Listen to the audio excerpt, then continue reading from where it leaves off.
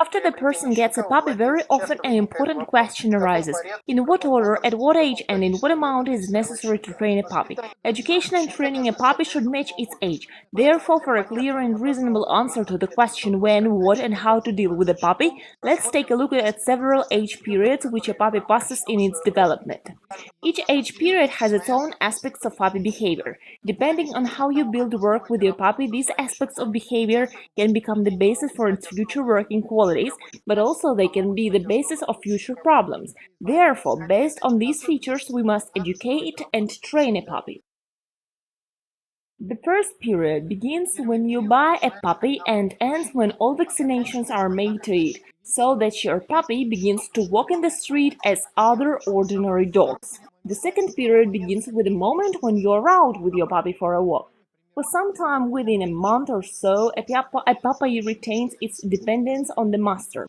Approximately at a time of 4.5 months, independence of your puppy begins to rise rather bitterly and quickly. This means that here comes the third period of training a puppy.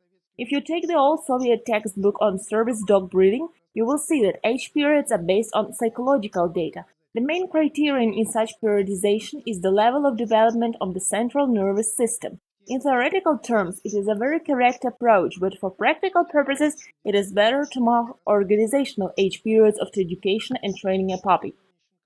The period when puppy lives with a breeder we do not consider, because the master can almost never influence it.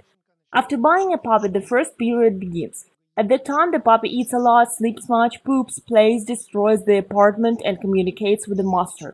When the quarantine after vaccination ends, you can start walking with your puppy. Some puppies like to walk at once, but other puppies need time to adapt. One way or another, for a while, the puppy shows dependence on the master when in the street. This is the most lovely and enjoyable period for the master. In a moment or so, a month and a half, often to the master's own surprise, the independence of a puppy increases sharply. The puppy doesn't run off from other dogs at the word of command of the master, runs away fast, and gets distracted by extraneous factors. At this juncture, the master of the puppy decides. He either eases the leash off more seldom or starts to educate and train the puppy. There is no time and space to consider what is going to happen if the dog won't be eased off the leash or won't be able to go far and by suffer to endure. We will consider only the normal course of events. In other words, the person decided to train a dog. Hollywood, come, come, Hollywood, come, Hollywood, come, come, come, Hollywood, good. Now the answer to the question, what is the educational training of the puppy and how it differs from the general course of training? Educational puppy training is usage of various exercises for the formation of motivation necessary for further work and advanced preparations for crises and problems of the following age periods. In case of wrong passing of these crisis points, incorrect behavior may be formed. Such misbehavior will create difficulty in everyday life and hamper the use of your dog. Now let's get down to business. The main critical point for a small puppy is the increase of its self-dependence under the age of 4.5–5 months. The puppy got wings. Formerly, in any odd situation, it immediately ran up to me and walked close by. Naturally, I told it that everything was good, there was nothing to be afraid of, and asked it to come and see, and it gained confidence. Now, when playing with other dogs, previously I had only to call it a nickname, and it immediately ran up to me and got a treat for coming.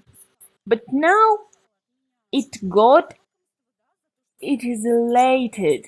It feels confident. Thus, the fact of me running does not motivate it anymore. In other words, the dog is confident that it will have enough time to play and do other things, and later it will hurry up to me. Formerly, I had just to turn around and start going. The dog immediately ran after me, and now it is very confident. And now, the main thesis of this film. One of the main tasks of the first and second periods of training a puppy is preparation for crisis of dependence, with which the third period begins, when such dependence is replaced by independence. What specific exercises you should perform with your puppy during the first and second periods of training, I will explain to you in the next clip. If you have any questions on training a puppy, ask them in the comments to this clip.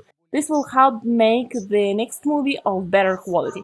And if you like this video, subscribe to our channel for free. And of course, don't forget to like us.